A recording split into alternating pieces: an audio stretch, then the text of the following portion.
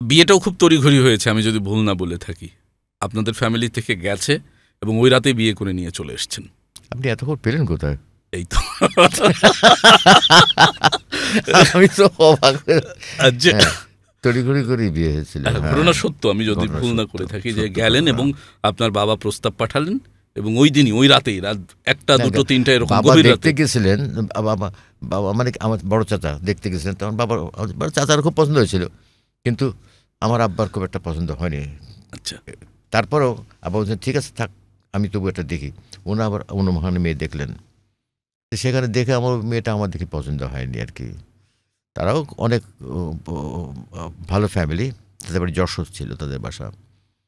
তা আমার দেখে পছন্দ হয়নি। ওই দিন আমার সঙ্গে আমার বড় বোন, দুলা ভাই, আরও ভগ্নিপতি আমার অনেকে গিয়েছেন মেয়ে দেখতে রোজার সময়। ইফতারি করার পরে মেয়ে আসলো সামনে, আমার মোটে পছন্দ হয়। তখন আমার দুলাভাইকে বলে, দুলাভাই আমার মেয়েটা কিন্তু পছন্দ হচ্ছে না, কিন্তু আব্বা একটু মানে ঝাড়তারা আমার বলছে যে এইখানেই বিয়ে হতে হবে ফাইনাল। তা আমি বললাম না, আমি এখানে করবো না।